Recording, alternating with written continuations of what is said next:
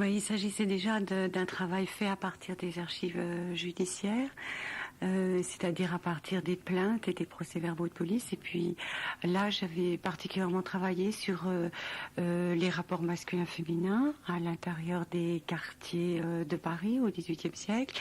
Et puis j'avais aussi travaillé sur la vie des ateliers, les conflits dans les ateliers, la vie entre les maîtres et les compagnons, conflits entre les maîtres et les femmes du maître. Et puis tous les apprentis. Et aussi, j'avais travaillé sur les grandes manifestations de foule, soit les cérémonies, les fêtes, soit les révoltes. Mais c'était déjà un livre comme ce que j'aime faire en fait, un livre fait à partir des interrogatoires de police pour retrouver la vie des gens qui n'ont pas laissé d'autres traces que celle-là, que celle d'être passé devant un commissaire de police ou devant un juge. Donc retrouver aussi les rythmes du quotidien. Oui, je crois que c'est au fond retrouver ce qui ne fait jamais partie de l'histoire, en tout cas dans les livres de classe, ni même de l'historiographie, c'est-à-dire retrouver des paroles, retrouver des mouvements, retrouver des comportements, mais surtout, parce que ça c'est encore assez exotique, et puis on peut faire la description assez exotique des gens du peuple, mais vous voulez aussi derrière les comportements retrouver des formes de pensée. C'est de la nouvelle histoire alors ça? Bon, la nouvelle histoire, vous savez, elle est vieille. Je crois qu'elle est vieille, elle s'appelle Nouvelle Histoire, ça doit faire maintenant, je sais pas, 20 ans. Je crois que c'est même pas de la nouvelle histoire. C'est parce qu'à l'heure actuelle, l'histoire est quand même très très émiettée, elle n'a pas tellement de courant très fort. C'est une histoire parmi les autres, je crois. Dans l'introduction de La vie fragile, Arlette Farge, vous écriviez « L'historien épris de sources originales entretient avec l'archive un rapport de fascination. » Et cette fascination pour l'archive, on la retrouve dans un autre livre qui a été publié au Seuil en 89, dans la collection La librairie du XXe siècle, où paraît aujourd'hui Dire et mal dire. C'est un livre sur l'archive précisément qui s'intitule Le goût de l'archive.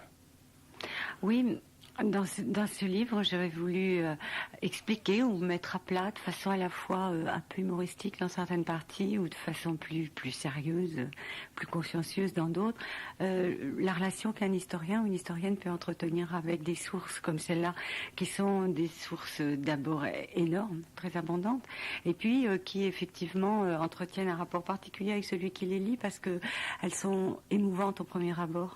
Et je sais qu'il faut bien se méfier de l'émotion, mais aussi je trouve que c'est très intéressant de pouvoir la ressentir et puis fabriquer quelque chose avec qui soit pas mièvre, qui soit le plus rigoureux et le plus intelligent possible, et que peut-être c'est un rêve, mais peut-être c'est vrai, on peut allier rigueur et émotion, et c'est ce que j'avais voulu dire dans ce livre. Et puis j'avais voulu expliquer aussi comment on travaille, c'est-à-dire dépoussiérer l'image de celui qui travaille dans les archives et qui serait revêtu de la même poussière que celle des archives, et de montrer que on pouvait d'abord vivre normalement et vivre dans les bibliothèques, et puis aussi que être toujours plongé dans le XVIIIe siècle, ça vous donnait pas particulièrement une tête du XVIIIe, et que vous pouvez être de plein pied dans le XXe. Et bon, j'avais eu envie de le dire. On rapproche souvent l'archive de la poussière, évidemment, oui. C'est-à-dire du néant, c'est-à-dire du non-être. Et en fait, vous avez montré dans ce livre qu'il y avait de l'être enfoui là-dedans.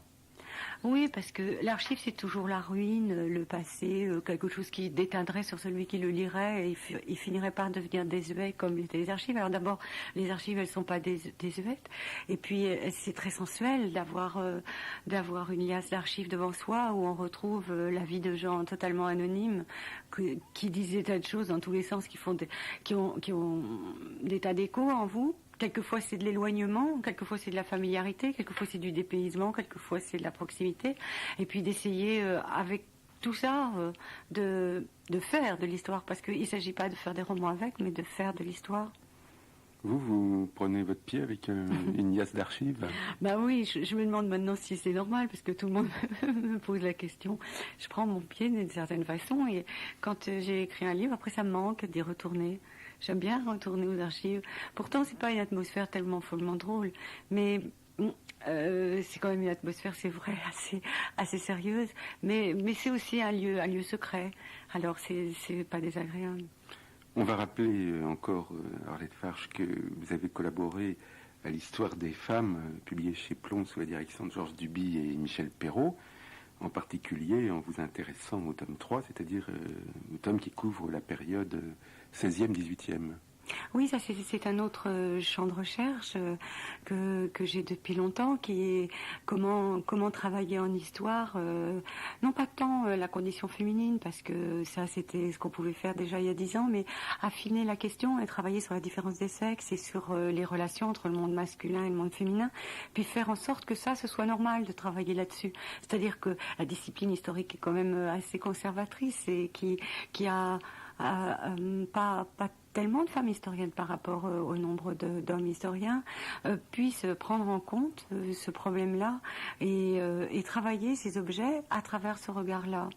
Et donc, effectivement, avec toute une équipe, on a fait cette histoire des femmes. Et dans cette période à laquelle vous vous êtes intéressé, donc 16e, 18e, la femme est très présente sur la scène sociale? Oui, elle est très présente, elle est très active, elle a des tas de formes de pouvoir qui étaient oubliées, ou tout du moins sur lesquelles on ne s'était jamais penché.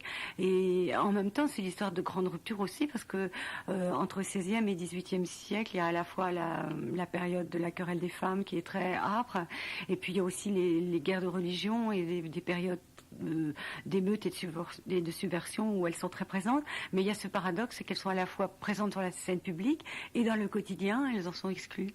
Alors c'était intéressant de travailler ce paradoxe et d'essayer de comprendre comment ça s'était passé et comment ça se passait dans les relations entre les hommes et les femmes, parce que je crois qu'il faut toujours tenir les deux bouts de la chaîne, donc c'est pas tellement intéressant de raconter ce qu'elles faisaient si on ne raconte pas face au monde masculin.